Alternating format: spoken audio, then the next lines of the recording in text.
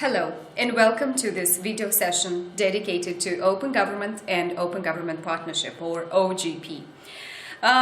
Today we are going to explore the concepts and notions of open government, as well as what does it take a country to get into the Open Government Partnership, this ambitious and very interesting global movement around open government.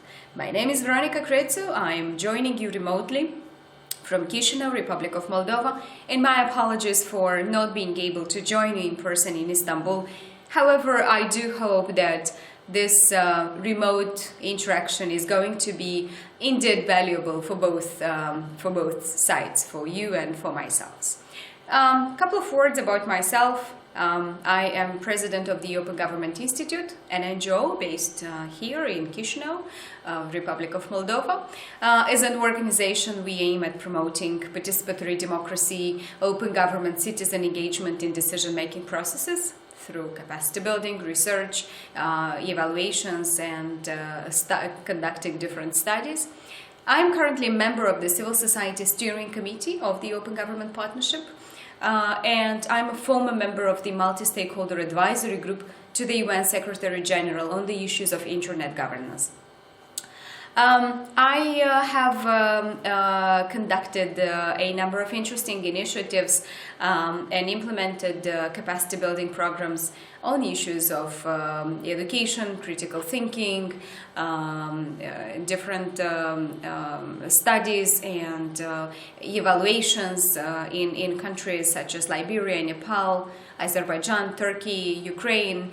I'm very passionate and I'm a strong advocate of open government and centering the citizen and placing the citizen at the core of the development agenda.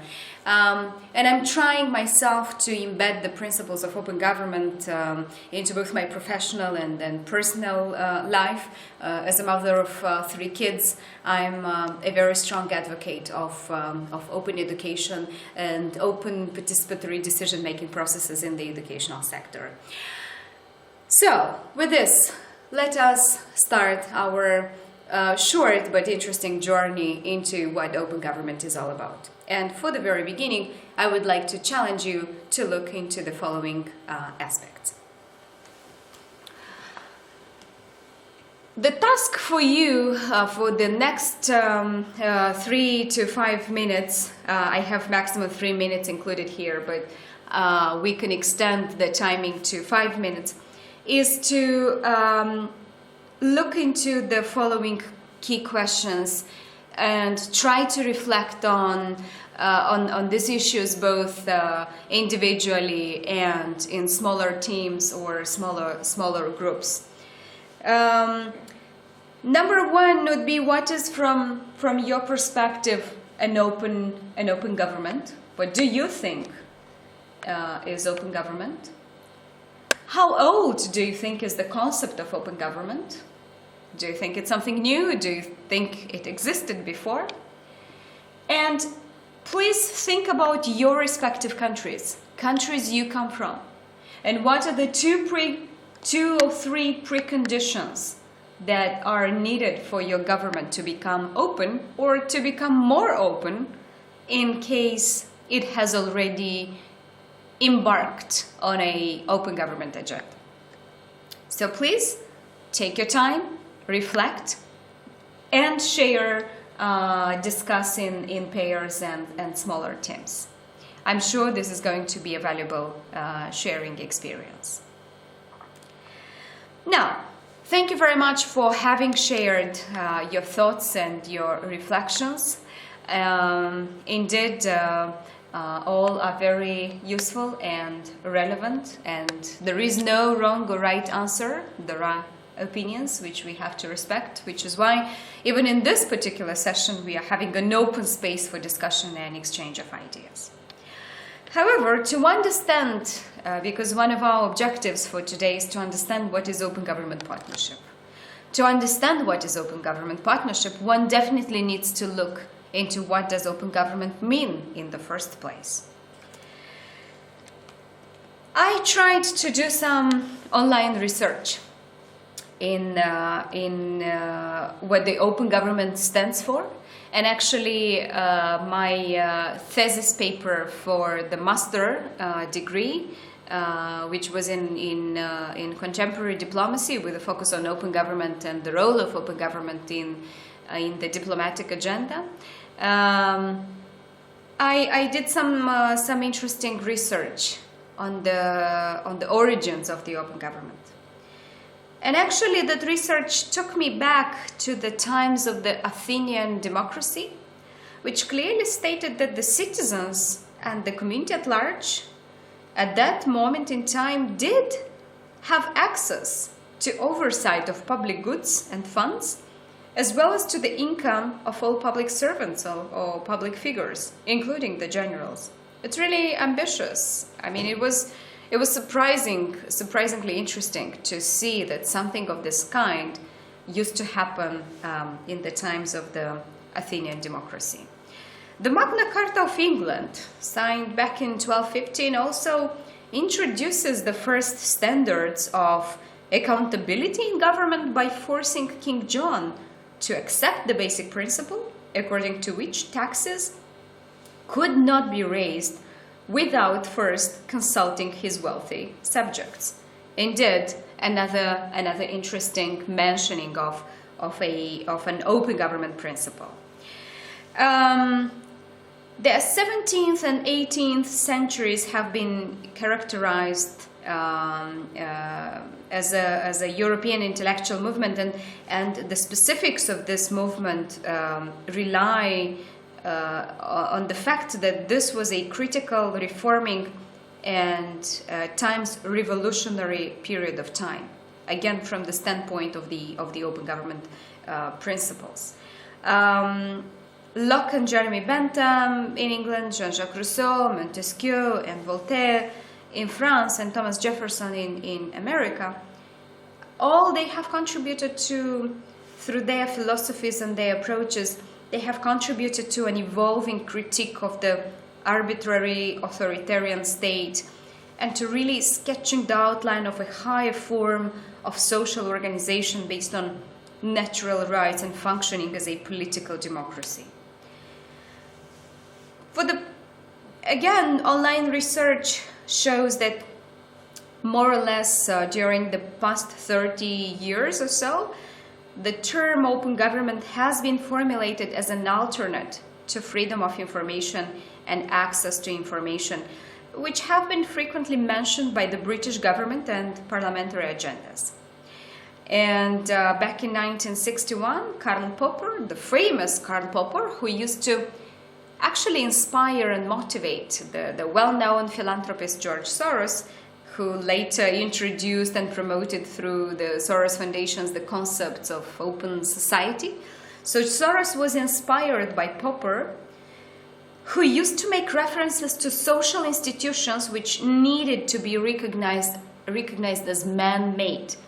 And he was the one who promoted the principle of people engaging into the processes, not sitting back and leaving the entire responsibility for the ruling of the world to human or superhuman authority. You would be wondering why on earth we are talking about open government today and what's the relevance of open government agenda for our countries. Very relevant question indeed. However, it's also very sensitive. Why? Millions of people connected to the internet today, the advent of technology, the exposure of so many citizens in our respective countries to the online medium, access to different information and sources people haven't had access before, access to data, access to contradictory information and details, access to the archives, and to so many important pieces of information people didn't have access to. All is being opened today, and all start challenging and intriguing questions from the citizens. In line with this, an interesting research back to 2010 suggests that the more time individuals spend online on the internet, the lower their degree of trust in government and lower level of citizen compliance. When I first read this the results of this research, I was wondering, okay, so what should we do? What should a government do if, you know, you expose your citizens, you create infrastructure, you build networks, you provide access to access, and you create an enabling environment for people to participate and engage online in different dialogues and communication and so on and so forth. You show up, you open up so much information and so many details, and at the end they trust you even less. At the end they start challenging what you are doing as a government, what you are doing for the people, what you are doing with the public money, how you spend the public funds and so on and so forth. And yes, it's very interesting that the same research suggests that this kind of negative effects of the internet could be still moderated if citizens are exposed to e-government and open government platforms and mechanisms. Which means, in very simple words, the government should be there where the citizens are. So if a government opens up all these opportunities for online participation and engagement amongst the citizens, it has to be where the citizens are. It has to be present online. It has to respond to the questions coming from the citizens. It has to be able to deliver and be accountable for whatever information and whatever data is being shared or even sometimes manipulated through the online media. Which is why it's very important for our countries to understand this issue and to be ready to embrace an open government agenda, which is not simple, which indeed is a very ambitious one. This takes us to the key pillars, because to understand what open government is all about, we should be looking at these 4 key pillars. So an open government is a citizen-centric, and as I mentioned before, it should be there where the citizens are. Online, offline, rural areas, remote areas, mountain areas, valley, hilly areas, wherever citizens are, the government should be there and should be considering their problems, their issues, and should be designing its policies and interventions based on the needs, very specific needs, and based on very specific problems its citizens face. An open government is open, is transparent, and is collaborative. It has all these kind of mechanisms in place that ensure transparency of the decision-making processes, that ensure openness in the dialogue, and really builds up bridges that connects citizens to the government. An open government is also innovative and is a technology enabler. As I mentioned, e-government agenda, or e-governance transformation agenda would fall under this 3rd pillar. However, one important note to make here: it doesn't mean that if a government doesn't have an e-governance transformation agenda, e-government or e-participation or e-tools, it cannot be open. Yes, it can. But e-government, and I will share a little bit later, e-government would be one of the pillars to facilitate a more rapid advancement of an open government. And one note on the innovation: an open government does not necessarily need to be innovative from the perspective of technology. An open government is innovative from the perspective of co-designing and co-creating its policies and its strategies together with its citizens. And also, one other important pillar relates to being accountable. An open government is the one that takes responsibility and is accountable for its doings, is having mechanisms in place that allow citizens to provide feedback on the services they benefit from, to share their reflections on the quality of those services, and to provide input and their feedback vis-a-vis how those services could be improved. An open government is an accountable one, responds to that feedback, and continues to build on its development agenda based on this feedback coming from the citizens.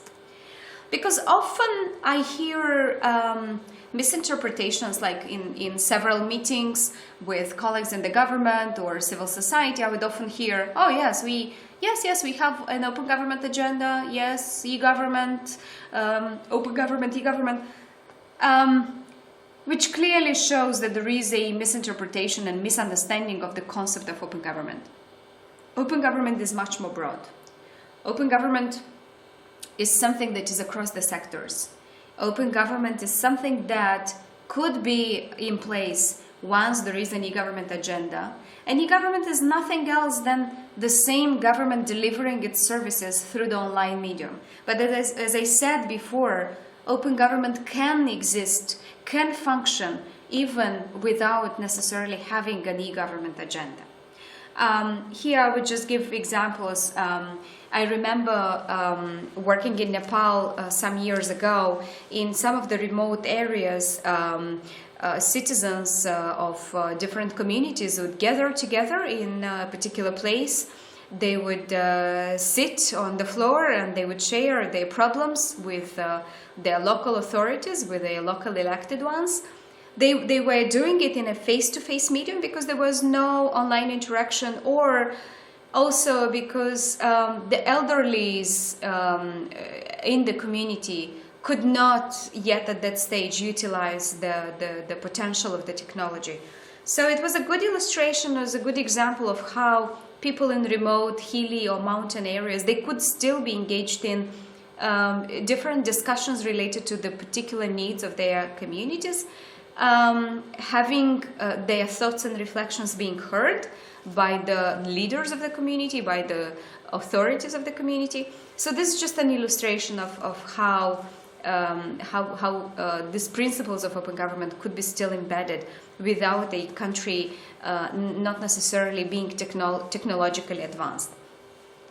Then we also hear a lot about open data. Open data is just a tool. Open data is a mechanism that allows for the government to become more open and to become more ambitious in terms of opening up and putting up more data and more information online for the citizens. Open data is a completely different story. We can talk days about open data and the potential of open data. However, an open government opens up the data. You can't be an open government if you don't open your data sets, you don't put online the information that is of critical importance for the business sector, for the civil society, and for the government in the first place. And then you will hear a lot about applications which are based on open data. You'd probably have heard about applications such as Check My School, Where Does My Money Go, Fix My Street, applications that are based on either open data or crowdsourced data, or crowdsourced data meaning data generated by the citizens. And these applications have the capacity to help citizens find things easier, improve their lives easier, again, based on the data that is being available.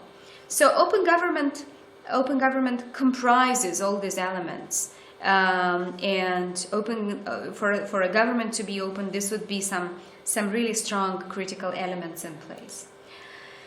Now that we have covered a little bit of the in a way story or history of open government and what are the key pillars or key principles behind an open government, let's look into how these principles or the philosophy of open government is being embedded into the open government partnership.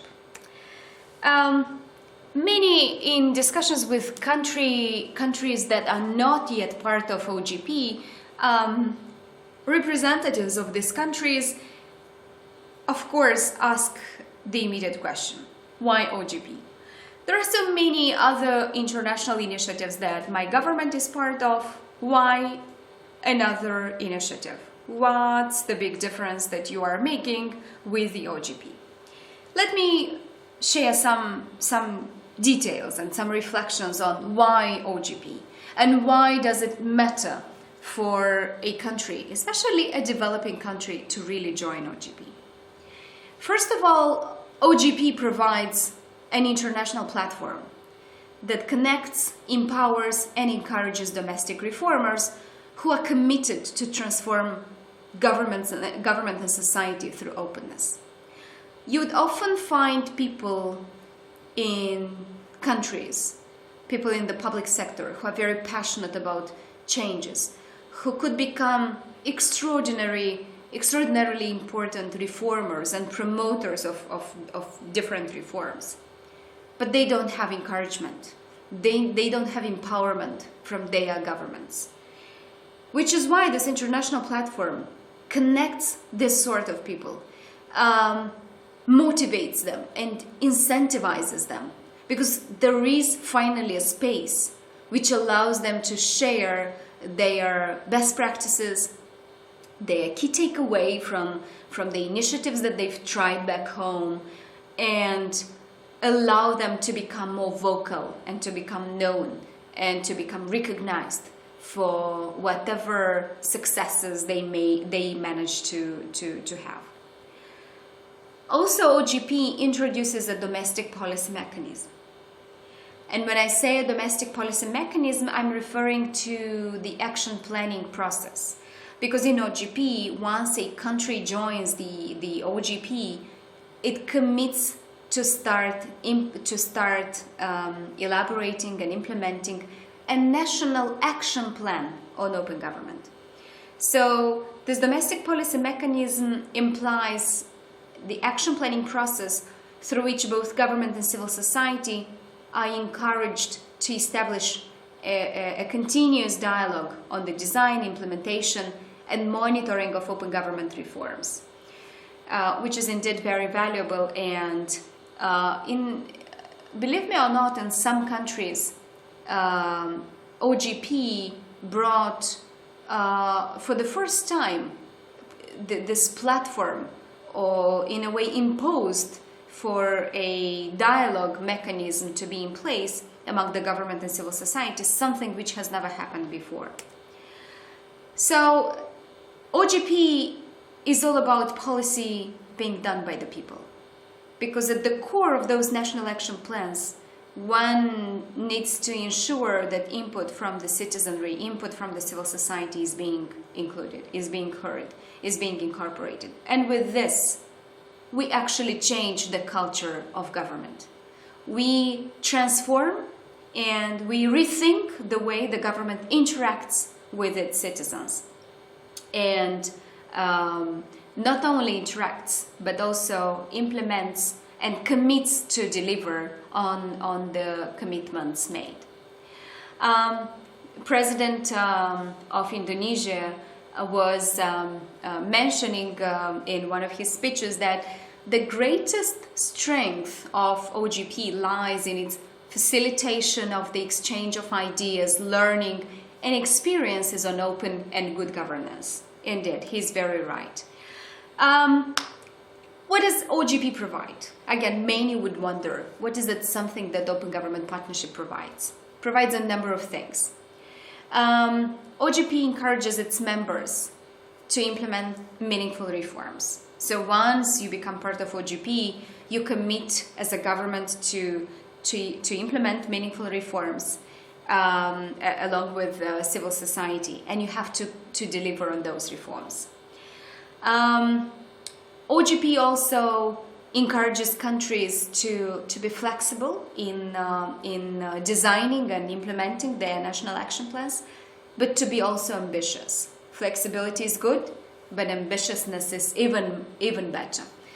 Of course, each country has a different starting point when it joins OGP, but all countries commit to stretching beyond current practice and to really strive for continuous improvement. Because OGP is a shared and co-led endeavor of government and civil society working in partnership, genuine partnership is something that is also at the core of OGP. And honestly, if citizens are going to demand for the ambitious reforms and hold their governments accountable for the progress, for the delivery of the commitments they made and delivery of the reforms they committed to make, then OGP will work. As long as this will not be in place, as long as citizens don't have the awareness, are not eager to demand, OGP will not work in not only in respective countries but internationally as well. As a global initiative, OGP aims to strengthen the accountability of governments to their own citizens, and it is the country's ownership of this accountability mechanism. Innovation in exchange is another aspect which is provided by OGP, and by this I'm referring to the fact that there is no one single country or one single region in OGP that would have a monopoly on the best practices in open government. Each and every country has something to share, and each and every country has something to learn about, which is why innovation in exchange, peer learning and support, the working groups that there are in OGP, all this help representatives in OGP member countries to really progress, advance, and become more knowledgeable and really more competent on OGP related issues and on public sector reforms based on open government as a tool. Prime Minister David Cameron of the United Kingdom used to state something interesting a couple of years ago in London, that we've got to give our full-throated support for the groups that support and promote transparency, not least the Open Government Partnership. This is a truly exciting institution. Rather than getting bogged down in endless communique, the Open Government Partnership is about concrete reform. These reforms are anchored in a very interesting theory of change, because the OGP models brings together three critical elements for catalyzing and sustaining progress around: 1. Open government reforms, 2. Building high-level political commitment, and 3. Empowering government reformers and supporting effective engagement by civil society organizations in the participating OGP countries. What is also really important about OGP, and this is something that makes OGP different from other international initiatives, OGP provides an independent reporting mechanism. Once you implemented a national action plan on open government, you would be having an independent reporting mechanism in place to evaluate and to assess the progress on the commitments made. So IRM is that specific tool that helps the government learn from its lessons, as well as continue to build and improve in the next cycle or in the next action plan, be it related to consultations or to the nature of the commitments made as part of the plans, or to the way it engaged civil society in the monitoring of the implementation. It all depends, it all differs from country to country, but as a tool, IRM is indeed very, very powerful and very strong. This is just an illustration of how the theory of change works in practice. These are the key elements that we have. You have the National Action Plan, and we have the key actors engaged in the National Action Plan processes.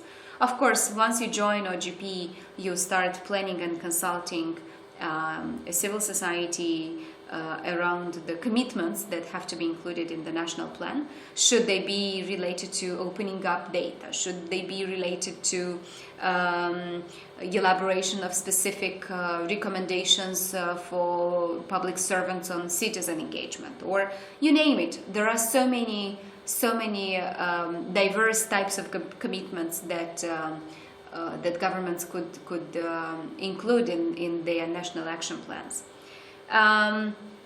You see here number 3 is about implementation of meaningful reforms, and here is through the National Action Plan, And as I mentioned before, there is the IRM, which helps evaluate the progress made and also sets the platform for improvements of the next cycle. The National Action Plan cycle is very simple and very clear.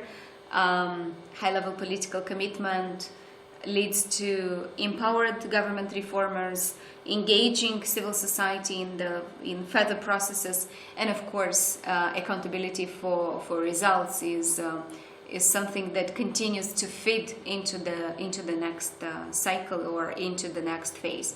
So these are the 4 critical elements that a country needs to have in place in order to be able to cope with the commitments and with the requirements and the mandate that the government made once it joined OGP. How to join OGP? You have to achieve certain eligibility criteria. You need to have your government submit a letter of intent, and once the first 2 have been managed, the government needs to identify a lead ministry or agency and begin developing the National Action Plan. On the eligibility criteria, to join, there are 4 minimum eligibility criteria. They relate to, number 1, fiscal transparency.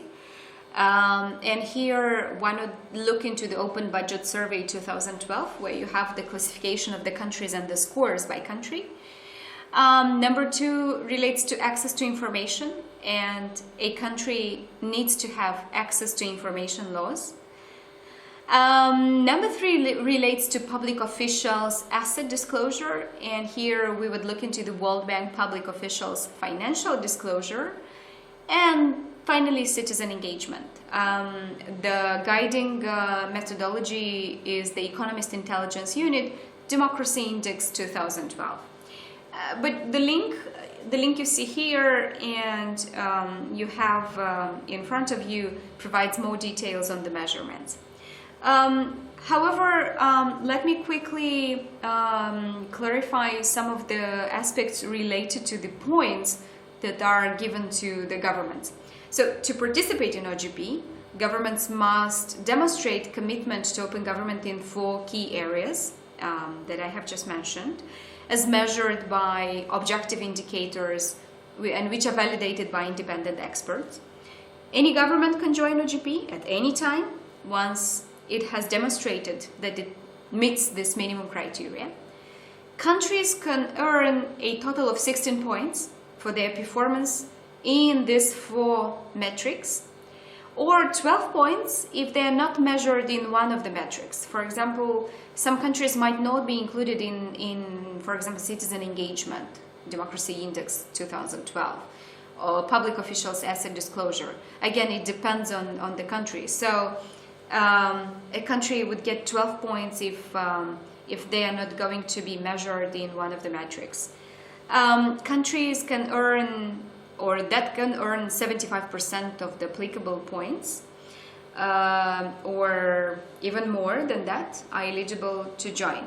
17% in points, this would mean either 12 points out of 16 or 9 points out of 12. Again, depending on the measurement.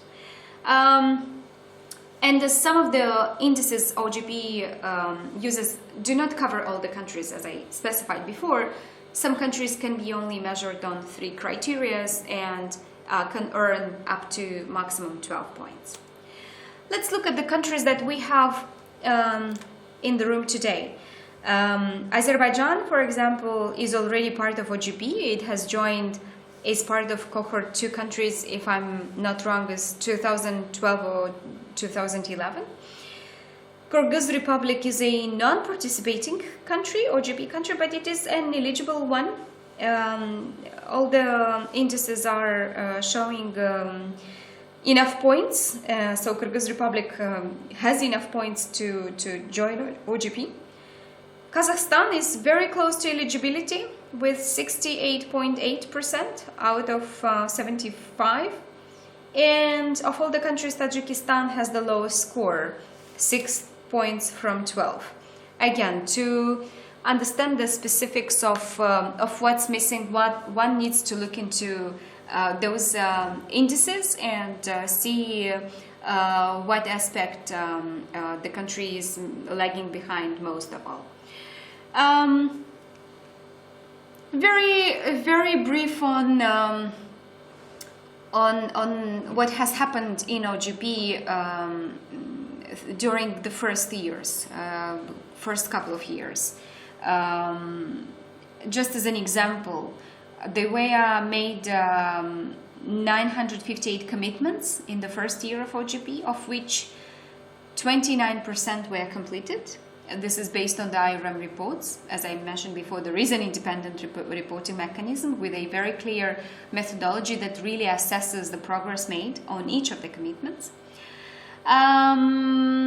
Of the 775 OGP commitments made by cohort 2 countries, in which Azerbaijan is part of, Moldova is part of, Ukraine, 318 or 41% were new, meaning that those commitments were publicly announced for the first time in the OGP action plan.